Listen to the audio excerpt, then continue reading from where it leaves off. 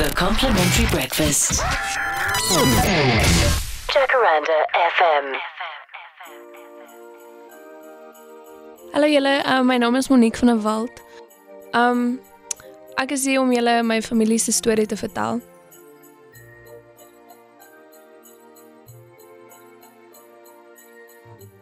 Monique van der Walt by ons. Monique, jou ouers kan noodloos om sê nie nou werk nie, hulle is by die huis, Ja. of so jy is die broodwinnaar. Ja, die oomblik. Ja, Monique se ma kyk na haar boetie, want hy moet die hele tyd sorg hê. En haar pa werk, maar Monique, dis 'n baie snaakse situasie. Hy word nie noodwendig betaal vir sy werk Ja. nie. So, en jy weet nie hoekom nie. Glad nie. So, ja, ek onderhou 9 mense op hierdie oomblik. Wie's die 9 mense? Dis natuurlik nou jou pa, jou ma en Dis jou my boetie. ma, my pa, my boetie, Jouself. my klein baba sussie, myself.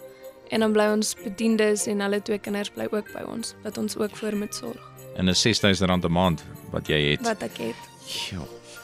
En jy is 19. Ek's 19. Dis nie wat mense wil hê op 19-jarige ouderdom nie. Jy het nie dit Nee, so regtig sien nie. uitspeel nie, of hoe? Nee, nie regtig nie. So, wat was jou plan? Ek wil actually graag 'n motivational speaker wees om mense wat deur moeilike tye gaan te help en te motivate. Maar hierdie berei jou nou voor daarvoor, né? Lyk my so. Dit lyk so. Wat is die prognose met jou boetie? Wat sê die dokters? Gaan hy gesond word? Wat sê hulle? Hulle sê hy gaan moontlik 'n hartoortplantingkie nodig hê. Daar's 'n virusie wat sy hart severely attack het. So sy regter en sy linker ventrikels, daar's 'n spiertjie daarso wat heeltemal disintegreer en wat dan veroorsaak dat baie bloed in sy longe afloop. Daar's gaatjies in al sy hartspiertjies.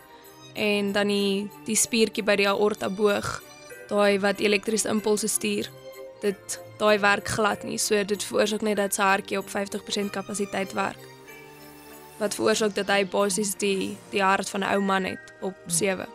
Hoe staan jy nog op in die oggend en jy weet jy gaan werk toe? Hoe bly jy positief? Waar kry jy die krag? Ek dink ek kry die krag van die Here af, ek weet ek doen. My geloof is nog altyd sterk gewees en ek het nog altyd geglo dat God het 'n plan met alles wat gebeur, maak nie saak hoe severe of hoe erg dit is nie.